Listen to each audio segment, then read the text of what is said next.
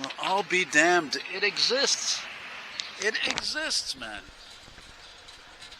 I was just on the bus on the 57 with my friend driving, 2007 LFS, and he says, "Look at the Volvo up on the left," and I'm like, I don't know. I figured when he said Volvo, like a 240 from the 80s, something typical, No, this is not at all a typical car. Not around here. This is not Sweden. This is again, a 60s Volvo. I don't know. I think they made these until 65, 66. And actually, it's really weird because I just posted a video of one of these I filmed in Granby at the Granby International Car Show last year. I just posted that recently because I had filmed like 50 cars there practically. And it was a two-door. It was mint. It was beautifully restored. It also had mag wheels on it. But what's even more amazing is that I first saw this car when I was living in the NDG back in like 99, 2000. And I think I took a picture of it in 2001. And I remember that because I had a defective Vivitar camera.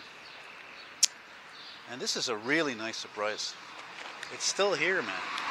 And then it's funny, come to think of it, 2 years later, sorry about that. And then 2 years later, I was in New York City, I think on the Lower West Side. And I saw another one around the same years, station wagon. I mean, really, how many of these station wagons are there? Seriously, What's this guy doing? Keep going, keep driving. Oh yeah, that's great. That's amazing. I mean, obviously, she's got some miles. She's not perfect. She's driven.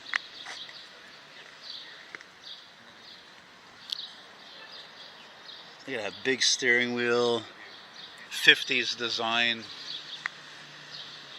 And the only other one I could say I've ever seen was the one that was like a fastback, 40s, 50s type style. That's really something. And it's really cool because whoever owns this car clearly drives it. It's here on the street. It's dirty. It's enjoyed. That's what it's meant to be. It's driven. Most classic cars aren't even driven practically. So that is something. Oh, look at this. Speaking of oldies, look at that. Monte Carlo. Yeah, buddy. Rock that Monte Carlo, baby. God, I love good timing. Yeah. It's funny. One of you guys once said to me that you much rather watch the videos of cars I film on the streets than at the car shows. And amen to you, brother. That is absolutely true. That's why I'm always giddy when I find something I like that's on the street and it hasn't been dicked around too much, Like this car here, it's got these later model mag wheels. Not a big deal, whatever. They're just wheels, they're not like donk wheels or something. They look good. They suit the car actually pretty well. The stance is nice. And yeah, it is a lot of fun to find old cars because again, I always say there's just not as many as there used to be. There's something funny about those wipers though. I don't know what it is. The wipers themselves, not the arms. Look at that. There's even a clock on the dash there. I don't know, I got a feeling this thing's got a shit pile of miles on it. And actually just to finish, I remember one time I was with Ben back in 2011. Actually, we saw this car parked, I don't know, somewhere down there. And here it is again. What a pleasure. Actually come to think of it, I wonder if the guy who owns this is the guy who I filmed guy has a Carmen Ghia somewhere around here I filmed a few years ago. And he saw the video and he was all proud of it and yada yada yada, and maybe it's his car, I don't know. Anyway, again, I wish I knew what year it was, but again, if I were to say it, take a guess, probably 63 to 66.